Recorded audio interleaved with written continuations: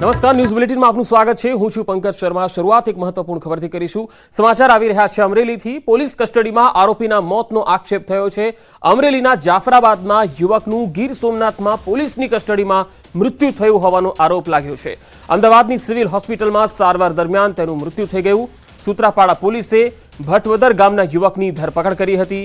યુવતીને ભગાડી જવાના કેસમાં મદદગારી કરી હોવાનો તેના પર આરોપ હતો। યુવકની ધરપકડ સમયનો વિડીયો પણ વાયરલ થયો છે।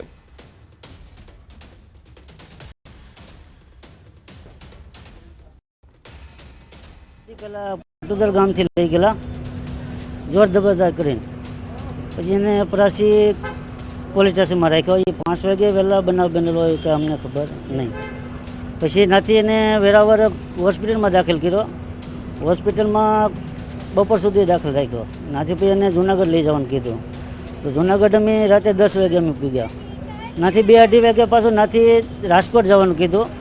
તો રાજકોટે ન્યાય ના પાડી દીધી। નાથી અમે 2-2:30 વાગ્યાના ગાળામાં નીકળ્યા। અહીંયા 5:30 વાગે અમદાવાદ પહોંચ્યા। તો હોસ્પિટલમાં સારવાર દરમિયાન યુવકનો વિડીયો વાયરલ થયો છે। મૃતક યુવકના ભાઈએ વિડીયો ઉતાર્યો હતો। મૃતક યુવકે વિડીયોમાં આપવીતી જણાવી હતી।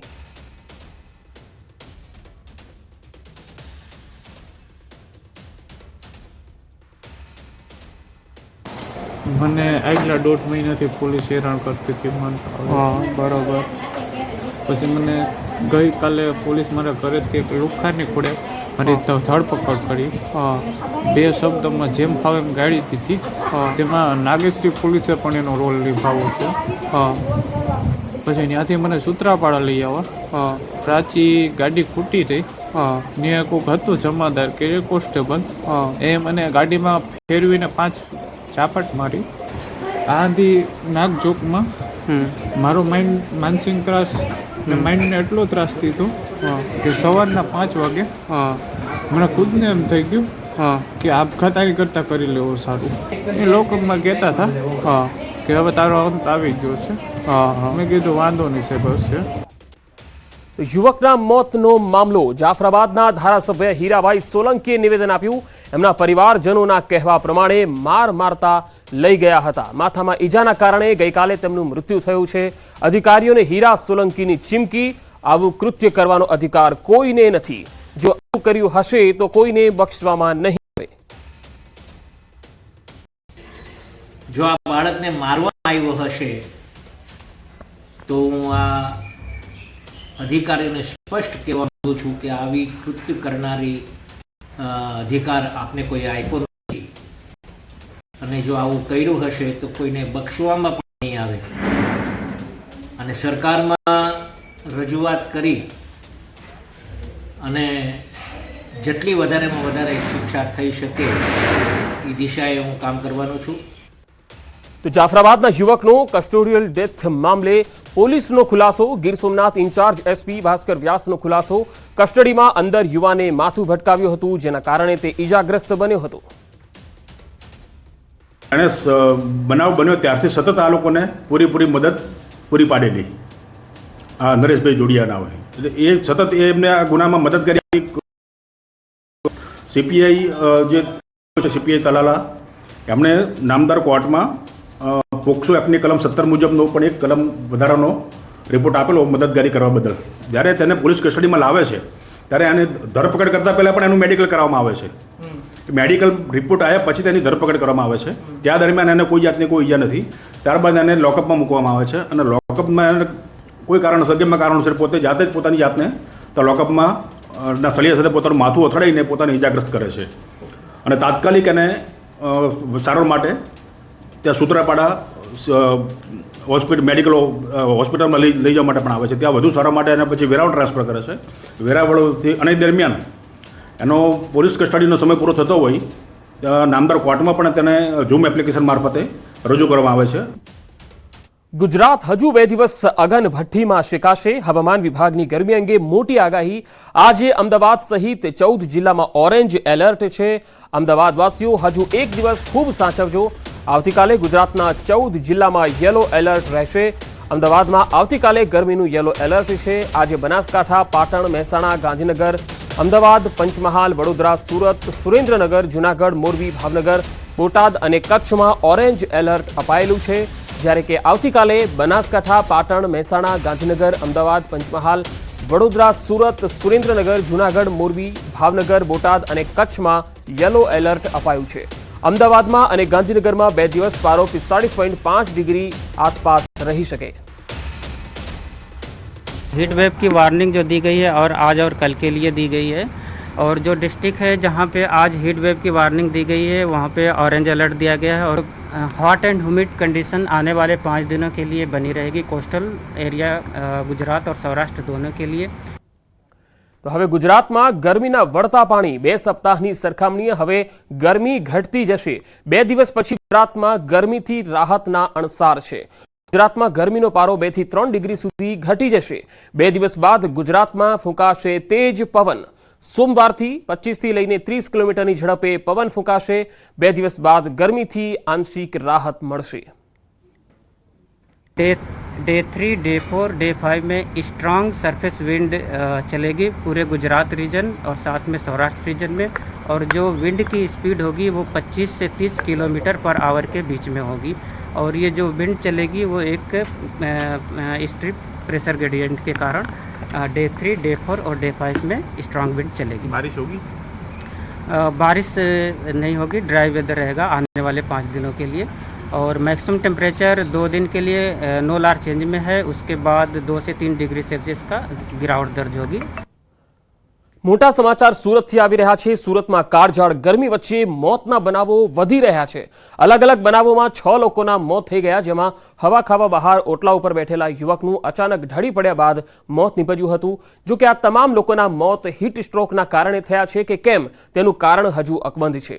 ઉલ્લેખનીય છે કે હાલ શહેરમાં અચાનક બેભાન થવું, ગભરામણ થવી, સૂઈ ગયા બાદ નહીં ઉઠવાના અને ખેંચ આવવાના કારણે મોતના બનાવોમાં વધારો થયો છે, જેમાં છેલ્લા 3 દિવસથી શંકાસ્પદ હીટવેવને લઈ ગરમી, ગભરામણ, ખેંચ આવતા બનાવો વધી રહ્યા છે।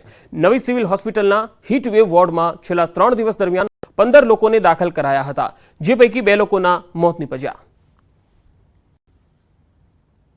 दिन प्रतिदिन हीट वेव और हीट स्ट्रोकनी घटनाओं बनावવામાં આવે છે। સુરત શહેરની સિવિલ હોસ્પિટલ ખાતે સ્પેશિયલ એક વોર્ડ બનાવવામાં આવ્યો છે। દ્રશ્ય બતાવવાનો પ્રયાસ કરીશ કે જે સિવિલની અંદર આજે હીટ વેવ અને હીટ સ્ટ્રોકથી બચવા માટેના દર્દીઓ માટેનો એક વોર્ડ બનાવવામાં આવ્યો છે, અને છેલ્લા આ 3 દિવસની અંદર અહીં 15થી વધુ જે દર્દીઓ છે હીટ સ્ટ્રોકનો ભોગ બનનાર એઓને દાખલ કરવામાં આવ્યા હતા।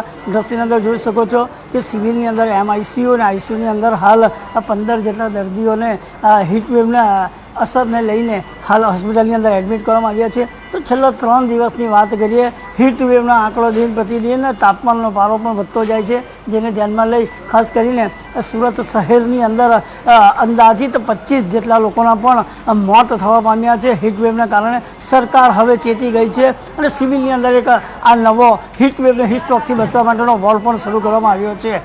કેમેરામેન ભરત બ્રહ્મભટ્ટ સાથે કેતન પટેલ, ન્યૂઝ 18 ગુજરાતી, સુરત। મોરબીમાં કાળઝાળ ગરમી વચ્ચે પાણીનો પોકાર ઉઠ્યો છે। આખરી ગરમીમાં પાણીની તંગી થતી હોવાની ફરિયાદ ઉઠી, જેમાં મોરબીના ત્રાજપર ગામના રહીશો પાણી માટે વલખા મારી રહ્યા છે। ગ્રામ પંચાયતની લાઇનમાંથી પાલિકાના વિસ્તારોને ગેરકાયદેસર કનેક્શન આપી દેવાતા પાણીની તંગી સર્જાઈ હોવાના આક્ષેપ લગાવ્યા। મોરબીના આસપાસના ગ્રામીણ વિસ્તારોમાં પાણી પહોંચે તે માટે 2 સંપ છે, જેમાં 16 લાખ લીટરની ટાંકીમાંથી રવાપર ગામને પાણી આપવામાં આવે છે। બીજો સંપ 20 લાખ લીટરનો છે, તેમાંથી ત્રાજપર ગામને પાણી આપવાનું હોય છે, પરંતુ ત્રાજપર ગામને પાણી મળતું નથી। આ અંગે સ્થાનિકોએ પીએમઓ અને સીએમઓ સુધી રજૂઆત કરી છે, પરંતુ હજુ સુધી કોઈ સમસ્યાનું નિરાકરણ આવ્યું નથી, એવો આક્ષેપ સ્થાનિકો લગાવી રહ્યા છે। જો પાણીનો પ્રશ્ન હલ નહીં થાય તો આત્મવિલોપનની પણ ચીમકી આપી। અમે પીઓમોમાં અને સીઓમોમાં ડાયરેક્ટ ઈમેલથી અમે જાણ કરેલ હતી કે ભાઈ અમારા ત્રાજપર ગામને પાણી પૂરતું મળતું નથી, તો એની વ્યવસ્થા કરવી। અમારા ગામની અંદર નીચેનો ટાંકો છે એ 8 લાખ લીટરનો છે। 8 લાખ લીટરે 24 કલાકમાં પાણી ન્યા કણે ત્રાજપરમાં પડતું નથી। સાહેબ એમને પાણી પૂરતું નથી મળતું, એ એમની માંગ છે। રજૂઆત સાહેબ અમે પહેલાં તંત્રને કરશી। અત્યારે હું હાલ તારે જઈશ અને તંત્ર સાથે બેસી અને અમે સંકલન ભાઈ હકીકતમાં શું છે આખું તંત્રને અમે ચર્ચા કરીને આગળ અપાવશી। રાજ્યભરમાં ગરમીએ સૌને ત્રાહિમામ પોકરાવી દીધા છે। ગરમી વધતા લૂ લાગવાના કેસ અને હીટ સ્ટ્રોકના કેસમાં ખૂબ વધારો થઈ રહ્યો છે, જેના કારણે દવાઓનું વેચાણ 25 થી 30% વધ્યું। અત્યારે અમદાવાદ સહિત કેટલાક શહેરોમાં ગરમીનો પારો 45 ડિગ્રીની આસપાસ છે, જેના પગલે રાજ્યભરમાં 108 એમ્બ્યુલન્સ સેવામાં આવતા કોલ્સમાં હીટ સ્ટ્રોક, હાઈ ફીવર, પેટમાં દુખાવો, ચક્કર આવવા, બેભાન થઈ જવું આવા ઇમરજન્સી કેસમાં વધારો થયો છે. આ સિવાય ડાયરિયા અને શરદી ખાંસીના કેસ પણ ખૂબ વધી રહ્યા છે, જેના કારણે ઇલેક્ટ્રોલાઇટ પાવડર, ORS લિક્વિડ તેમજ ઝાડા ઉલટીને લગતી દવાઓનું વેચાણ 25 થી 30% જેટલું વધ્યું છે. અમદાવાદ સહિત રાજ્યભરમાં ગરમીનો પારો ઊંચે જઈ રહ્યો છે અને હજુ પણ હીટ વેવની આગાહી કરવામાં આવી છે. ત્યારે હીટ વેવના કારણે હીટ સ્ટ્રોક સહિત ઇમરજન્સી કેસોમાં વધારો થયો છે. કેવી રીતે આ જે ઘટનાઓ બની રહી છે ને તેની સાથે સાથે તેને લગતી જે ઇમરજન્સી બીમારીઓને લગતી જે દવાઓ જે છે તેના વેચાણમાં વધારો થયો છે. કેમિસ્ટ એસોસિએશનના પ્રમુખ જસુભાઈ પટેલ સાહેબ આપણી સાથે છે. શું કહેશો, કઈ કઈ ઇમરજન્સી ઘટનાઓ જે છે તે બની રહી છે, ખાસ કરીને આ હીટ વેવના કારણે? અત્યારે જે પોઝિશનની અંદર ગરમી જે વધતી જાય છે, 45થી ઉપર જે રીતે જતી જાય છે, એ મુજબ ઝાડા ઉલટીના ખૂબ કેસ વધારો થયેલા છે અને એની અંદર વપરાતા ઇલેક્ટ્રોલાઇટ્સ, કારણ કે શરીરની અંદર ગરમીના હિસાબે ઇલેક્ટ્રોલાઇટ ઘટી જતા હોય છે અને આ સંજોગોની અંદર ઇલેક્ટ્રોલાઇટ્સ, ORS લિક્વિડનું પ્રમાણ ખૂબ વધારે પ્રમાણમાં છે. ક્યાંક ક્યાંક ઝાડા ઉલટીના કેસ પણ ઇમરજન્સીમાં જોવા મળ્યા છે. એની અંદર વપરાતી એન્ટીબાયોટિક જે બી મેટ્રોજિનાઝોલ, ટિનિડાઝોલ આ ટાઈપની જે બી એન્ટીબાયોટિક છે એનો પણ ખૂબ વધારો છે. પણ અત્યારે હાલ ડબલ સિઝનના હિસાબે શરદીના એટલા પણ કેસ વધતા જાય છે. આ બધી જ દવાઓનું અત્યારે 20થી 25% પ્રમાણ વેચાણ વધી ગયું છે.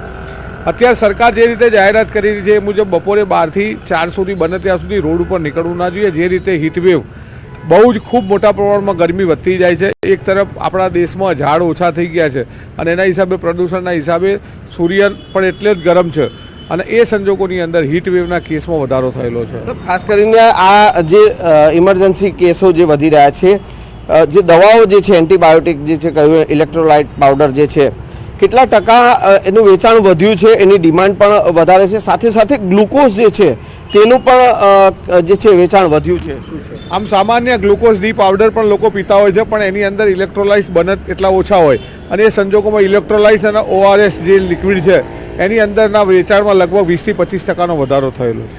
Thank you sir. તો આ હતા જસુભાઈ પટેલ સાહેબને જે પ્રકારે ઇમરજન્સી કેસમાં જે વધારો જોવા મળી રહ્યો છે, ખાસ કરીને હીટ સ્ટ્રોકને લઈને કે સાથે સાથે હીટ વેવની અસરના કારણે જે પણ કેસીસ સામે આવી રહ્યા છે, ત્યારે તેને લગતી જે દવાઓ જે છે તેમાં પણ 20થી 25% વેચાણમાં વધારો જોવા મળી રહ્યો છે. કેમેરામેન નિલેશ સોસા સાથે સંજય ટાંક, ન્યૂઝ 18 અમદાવાદ.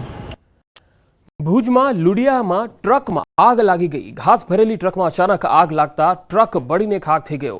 લુડિયા બસ સ્ટોપ નજીક આ બનાવ બન્યો હતો. ભુજના લુડિયા બસ સ્ટોપ પાસે તસવીરોમાં જોઈ શકો છો કે આખો ટ્રક આગના હવાલે થઈ ગયો. આ ટ્રકમાં ઘાસ ભરેલો હતો. આ ઘાસચારો ભરેલો ટ્રક અચાનક સળગી ગયો અને ધીરે ધીરે આખો ટ્રક આગના હવાલે થઈ ગયો.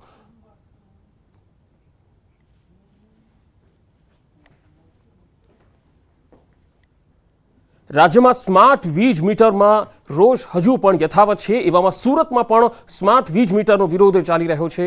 સુરતના પૂણા ગામ વિસ્તારમાં લોકો દ્વારા સ્માર્ટ વીજ મીટરનો વિરોધ કરવામાં આવ્યો. સાથે જ સોસાયટીમાં સ્માર્ટ વીજ મીટર નહીં લગાડવા દેવામાં આવે એવી સ્પષ્ટ ચીમકી પણ આપી દેવાઈ. રનુંજા ધામ સોસાયટીમાં ગેટ બહાર સ્માર્ટ મીટર નહીં લગાડવા દેવાય તેવા બેનરો લગાવાયા, જેમાં લેખિત પરવાનગી વિના આ એરિયામાં સ્માર્ટ વીજ મીટર લગાડવા આવવું નહીં એવી ચીમકી બેનરમાં લખવામાં આવી છે. સ્માર્ટ વીજ મીટર સામાન્ય વર્ગના લોકોને મોંઘું પડતું હોવાના નિવેદન સાથે લોકોમાં તેનો ભારે વિરોધ છે. સ્માર્ટ મીટરનો વિરોધ મહિલા પણ મેદાને ઉતર્યા છે. શું કહેશો? સ્માર્ટ મીટર છે ને સર, પહેલા તમે એક કામ કરો, નેતાના ઘરે લગાવો. નેતા જેટલું બિલ ભરશે ને તો એને અહેસાસ થશે કે ગરીબ લોકોના ઘરે કેમ બિલ ભરાય છે. કેમ કે અમારે રોજનો પગાર જોયો ને તો અમારે બહુ જ માથે પડે, કેમ કે સ્માર્ટ મીટરમાં બિલ આટલું જ આવે છે અને સ્માર્ટ મીટર અમારે મુદ્દલ જોતા નથી. તમે એક કામ કરો, નેતાના ઘરે લગાવીને એને અહેસાસ કરાવો કે ગરીબ લોકો કેમ બિલ ભરે છે. અમારે પહેલાના મીટર છે ને એ પણ એમાં બહુ જ બિલ આવે છે, તો સ્માર્ટ મીટરમાં તો બહુ એનાથી પણ વધી જશે. એટલે અમારે સ્માર્ટ મીટર જોતા નથી. સ્માર્ટ મીટરનો વિરોધ, શું કામ વિરોધ, કયું કારણ, શું કહેશો? એમાં એવું છે, આ મીટરમાં અમને કોઈ તકલીફ જ નથી અને અમે ટાઈમે બિલ ભરીએ છીએ. તો અમને સ્માર્ટ મીટર હું કેમ આપવા જોઈએ? અને એને એ લોકોને સ્માર્ટ મીટર મૂકવા જ છે તો પહેલાં મોટા ઉદ્યોગપતિને મૂકો. પહેલાં ચોરી કરે છે, મોટા મોટા ઉદ્યોગો ચલાવે છે, ત્યાં સ્માર્ટ મીટર મુકાવો જે લોકો ચોરી કરે છે એને. અને પ્લસ બીજું કે આ લોકોએ પહેલાં બી કીધેલું કે ગેસના બાટલાના ભાવ વધશે પણ તમને સબસિડી મળશે, છતાં આ લોકોએ સબસિડી થોડા દિવસ આપેલી, થોડા મહિના કંઈ, અને હવે બંધ કરી દીધી છે અને ભાવ બાટલાનો એનો જ રાખ્યો છે. તો અમને શું ભરોસો કે આ લોકો સ્માર્ટ મીટર અમને આપશે અને બિલ ઓછું આવશે? અને અમારે આગળ કદાચ કામ કરીએ પછી પૈસા આવે ત્યારે અમે રિચાર્જ કરાવીએ ત્યારે અમારે લાઇટ બિલ આવે. કદાચ અમે 1-2 દિવસ અમારે આગળ પૈસા વહેલા મોડા આવ્યા તો અમે તો અમારા છોકરા કઈ રીતે રહીએ કે લાઇટ વગરના? તો એ તકલીફ થાય ને. તો પેલા મોટા માણસોનું જોવો પછી ગરીબોની પાસે આવો. સ્થાનિકો પણ જણાવી રહ્યા છે ક્યાંક ને ક્યાંક સરકાર દ્વારા જે આ જે દક્ષિણ ગુજરાત વીજ કંપની દ્વારા જે સ્માર્ટ મીટરો મૂકવા બાબતનો વિરોધ પૂણા ગામ ખાતે હાલ યથાવત જોવા મળ્યો છે. ઘણા દિવસોથી સ્થાનિકો અહીંયા આંદોલન કરી રહ્યા છે અને વાંધા અરજી પણ આપી લીધી છે અને સાથે સાથે આવનાર સમયની અંદર જલ્લત કાર્યક્રમોની પણ ચીમકી ઉચ્ચારી છે. અને ખાસ કરીને લોકોનો સ્માર્ટ મીટરનો વિરોધ એ છે કે જો પૈસા ના હોય ને રિચાર્જ ના કરાવીએ તો પછી આ અમારા બાળકોને, અમારા પરિવારનું શું? અને સ્થાનિકો જણાવી રહ્યા છે ખાસ કરીને કે પહેલાં નેતાઓને ત્યાં મીટર લગાવો, ચોર ચોરી કરે છે એને ત્યાં મીટર લગાવો, ત્યારબાદ તમે રહેણાંક વિસ્તાર મીટર લગાવવા આવો, એવી એક માંગ ઉઠવા પામી છે. કેમેરામેન ભરત બ્રહ્મભટ્ટ સાથે કેતન પટેલ, ન્યૂઝ 18 ગુજરાતી, સુરત. અમદાવાદના શારદાબેન હોસ્પિટલમાં 2 બાળકોના મોત ગરમીના કારણે નવજાત બાળકોના મોત થયાની ઘટના 13 અને 10 દિવસના આ બાળકોના મોતથી અરેરાટી વ્યાપી ગઈ છે. અમદાવાદના શારદાબેન હોસ્પિટલમાં 2 બાળકોના મૃત્યુ થઈ ગયા. ગરમીના કારણે નવજાત બાળકોના મોત થયાની ઘટના સામે આવી છે. 13 અને 10 દિવસના આ બાળકો હતા જેમના મૃત્યુ થયા છે.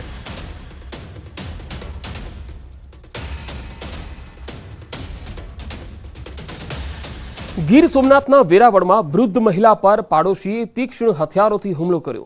કામવાળી મહિલા નોકરી છોડીને જતી રહેવાની બાબતે પાડોશીઓને વાત કરતા પાડોશીઓએ ધમકી આપી ઢોર માર માર્યો. સમગ્ર મામલે હાલ પોલીસ ફરિયાદ થઈ છે. વૃદ્ધ મહિલા જૂનાગઢ હોસ્પિટલ ખાતે સારવાર લઈ રહી છે. મુન્ની પંદાડિયા સમસુઈ એ 5 જણાએ મને પાઇપેથી ને ચાકુ મારા પેટમાં ઘુસાવા. મારે હાથમાં અહીંયા બચાવ ગઈ તો હાથમાં ચાકુ લાગી ગઈ. સમાચારોનો પ્રવાહ લગાતાર જારી રહેશે. હાલ રોકાઈશું એક બ્રેક માટે.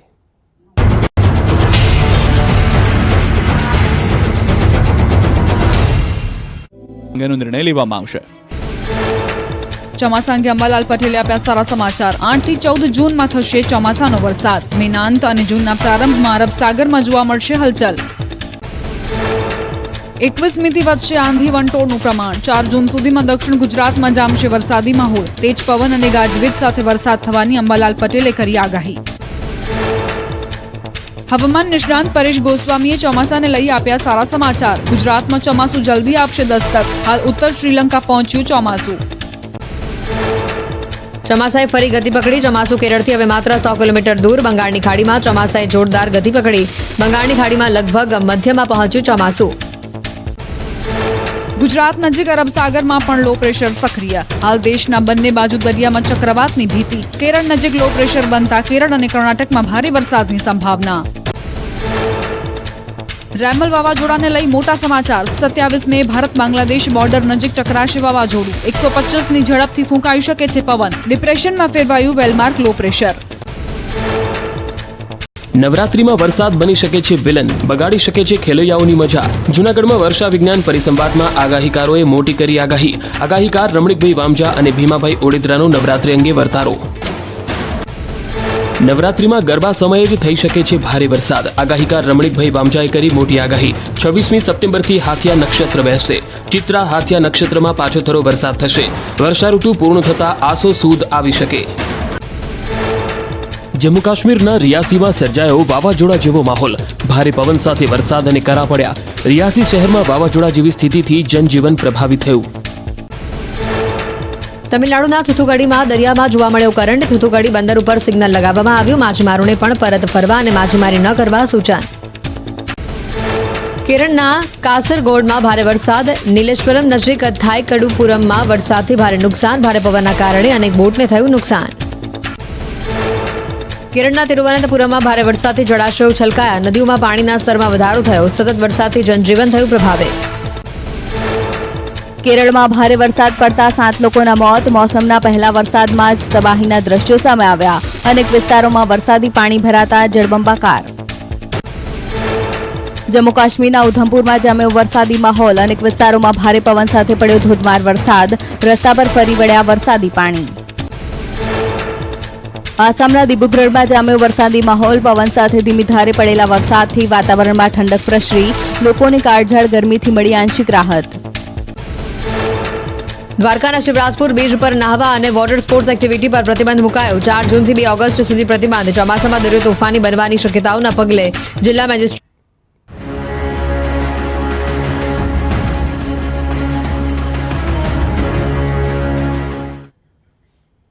Welcome back. જામનગરમાં ગરમીથી બચવા લોકો ઘોડાનો સહારો લઈ રહ્યા છે. રાત પડતા જ ઘોડાવાળાને ત્યાં ભારે ભીડ જામી જાય છે. જામનગરમાં આઈસ્ક્રીમ, શેરડીનો રસ, સોડા શોપ અને આઈસ ઘોડાની શોપ પર પડાપડી જોવા મળી. બાળકો, વૃદ્ધોનો, યુવાનો ઘોડા શોપ પર જોવા મળી રહ્યા છે અને એ પણ મોટી સંખ્યામાં. ખાસ આવી આકરી ગરમીથી બચવા લોકો ઠંડુ પીણું પીવાનું વધારે પસંદ કરે છે. ઉનાળાની ગરમી વચ્ચે સૌરાષ્ટ્રમાં પણ ગુજરાતની માફક લોકો છે તે કાળઝાળ ગરમીનો અહેસાસ કરી રહ્યા છે. ત્યારે મોડી રાત્રે જામનગરીઓ ખાણીપીણીના શોખીન હોય છે ને ખાસ ગોલાની લિજ્જત માણવા નીકળે છે. જે પ્રકારના દ્રશ્યો આપ જોઈ રહ્યા છો, જામનગરના મહિલા કોલેજ પાસેનો આ જે ગોલા સેન્ટર છે ત્યાં લોકો છે તે કતારો લગાવીને ઊભા છે. ખાસ કરીને ગરમીની આ સિઝનમાં ગોલા ખાવા માટે મોડી રાતના નીકળતા હોય છે. આખો દિવસ ઘરમાં હોય અને બફારો પણ એકદમ હોય છે. દિવસ દરમિયાન ખૂબ જ ગરમી હોય છે તો રાતે ઠંડુ વાતાવરણમાં મજા આવે છે ગોલા ખાવાની. ટાઈમ સ્પેન્ડ કરી એન્જોય થાય છે અને ઠંડક મળે છે ગોલો ખાઈને ને રાતના ઠંડા પવનમાં ખૂબ જ મજા આવે છે. ફેમિલી સાથે ગોલાઓ ખાઈ રહ્યા છે, નાના નાના ભૂલકાઓ પણ છે. શું કહેશો, કેવી ગરમી છે? અત્યારે ગરમી તો જોરદાર છે. ઘરે રહી છીએ ત્યારે લીંબુ શરબત પીયા રાખી છીએ અને બહાર નીકળવાનું મન પણ નથી થતું. અને અત્યારે રાતના ગયા હોય તો ગોલા ખાવાનું મન થાય છે. એવું બપોરે 12 થી 4 તો એવું જ મન થાય કે ઘરમાં સૂતા જઈએ અને રાત થઈને ગોલા ખાવાનું બહુ મન થાય. રાત થઈને ગોલા ખાવાનું મન થાય. શું કહેશો, જામનગરીઓ આમ પણ ખાવા પીવાના શોખીન અને અત્યારે ગોલા? હા, જામનગરમાં શોખીન છે પણ અત્યારે તો ફરજિયાત કંઈક આવું ઠંડી વસ્તુ ખાવા, આઈસ્ક્રીમ છે, ગોલા છે, એવું ખાવાનું મન થાય જ. જેથી કરીને આપણે સાંજે થોડુંક શરીરનું તાપમાન પણ કંઈક જાળવી શકાય. બેન, અત્યારે કેવો તડકો છે, અત્યારે ગોલા પણ ખવડાવો છો નાના બાળક? અત્યારે ગરમી બહુ છે એટલે બાળકોને પોતાને જ મન થાય છે ખાવાનું. આપણે કંટ્રોલ કરી તો પણ એ કંટ્રોલ ન કરી શકે. આપણાને જોવે એટલે પોતે સામેથી લઈ જ લે. આપણે રોકી તો પણ એ ન રોકી શકે પોતાને. ક્યાંક ને ક્યાંક ગરમીથી આંશિક રાહત મેળવવાનો પ્રયત્ન કરે છે. દિવસ દરમિયાન લીંબુ શરબત અને ઠંડા પીણાનો સહારો લેતા જામનગરીઓ મોડી રાત્રે ગોલા ખાતા પણ જોવા મળી રહ્યા છે. કિંજલ કારસરિયા, ન્યૂઝ 18 ગુજરાતી, જામનગર. તો જામનગરમાં અનેક વિસ્તારોની અંદર ઘોડા શોપ આવેલી છે જ્યાં આવા ઘોડાઓ વેચાતા હોય છે અને મોટી સંખ્યામાં લોકો રાત્રે ખાસ ઘોડા ખાવા માટે આવે છે. હાલ સમગ્ર ગુજરાતમાં જે પ્રકારે ગરમીનો પ્રકોપ વધ્યો છે ત્યારે ભર ઉનાળે લોકો આંશિક રાહત મેળવવા માટે મોડી રાત્રે ઘરની બહાર નીકળે છે અને ક્યાંક ને ક્યાંક ગોલાની દુકાનોએ કતારો લાગેલી જોવા મળે છે. જે પ્રકારના દ્રશ્ય આપ જોઈ રહ્યા છો, જામનગર શહેરના જે આ ગોલાના વિક્રેતાઓ છે તેમને ત્યાં હાલ ગોલા બનાવવામાં આવી રહ્યા છે અને લોકો છે તે પણ મોટી સંખ્યામાં અહીં ગોલા લેવા માટે ઊભા છે. બહુ જ ગરમી છે, આનાથી ઠંડક મળે છે. ગોલાથી લઈ રહ્યા છે. અહીં અન્ય ગોલાના વિક્રેતા છે, એમની સાથે પણ વાત કરીશું. જે પ્રકારે આપ દ્રશ્ય જોઈ રહ્યા છો, હાલ ગોલા બનાવવામાં આવી રહી છે. શું કહેશો, કેવો માહોલ છે? અત્યારે ગરમી પણ ફૂલ છે. હા સાહેબ, અત્યારે ગરમી પણ બહુ જ છે અને ગ્રાહક લોકોના અત્યારે ભીડ પણ વધારે છે. બધા ગ્રાહક લોકો ઠંડક મેળવવા માટે અત્યારે આવેલા છે. ઠંડક મેળવવા માટે ગોલાનો સ્વાદ માણી રહ્યા છે. ખાસ કરીને અન્ય પણ ગ્રાહકો છે, એમની સાથે વાત કરીશું. શું કહેશો, કેવી ગરમી છે અત્યારે? બહુ વધારે ગરમી છે અને એની માટે રાહત મેળવવા માટે. તો હવે ગરમીમાં બરફ, ગોળા અને ઠંડા પાણીનો ઉપયોગ પડી શકે છે ભારે. જી હા, સેકરીન હોય તો ગળામાં ખરાશ થઈ શકે છે. ગોળા માટે વપરાતું પાણી દૂષિત હોય તો કમળો કે ટાઇફોઇડ થઈ શકે છે. શેરડીના રસ અને આઈસ્ક્રીમની જગ્યા દૂષિત હોય તો વ્યક્તિ બીમાર પણ થઈ શકે છે. એટલે આ પ્રકારની વસ્તુઓ લેતી વખતે ખાસ ધ્યાન રાખજો કે એ હાઇજીન છે કે કેમ. કેવી રીતે ગોળો બનાવે છે અને આમાં સેક્રીન કે બીજા કોઈ કલરિંગ એજન્ટ્સ મિક્સ તો નહીં કરતો, એ તમારે ખ્યાલ રાખવો જોઈએ. એ હેન્ડને કેવી રીતે એમની હેન્ડ હાઇજીન છે બનાવવાની એમનો ખ્યાલ રાખવો જોઈએ. સરાઉન્ડિંગ્સ કેવી છે આનો ખ્યાલ રાખવો જોઈએ. કેમ કે અમે પણ ક્લિનિકલી પ્રેક્ટિસમાં જોયું છે કે અત્યારે આ ગરમીના આઈસ્ક્રીમ એ દૂષિત બરફના ખાયા પછી પેશન્ટ્સને 1-2 દિવસ પછી ઝાડા, ઉલટી, વોમિટિંગ, કમળાના, ટાઇફોઇડના આવી રીતના સિમ્ટમ્સ જોવામાં મળે. તો એટલે બને ત્યાં પોસિબલ હોય તો એ નિયમિત પ્રમાણમાં ઓફ એન્ડ ઓન કે તો 4-5 દિવસમાં એકવાર ઘરનો તમે આઈસ્ક્રીમ કે ઘરની કોઈ બરફ બનાવીને લેવો તો એ તમારે સ્વાસ્થ્ય માટે સારું.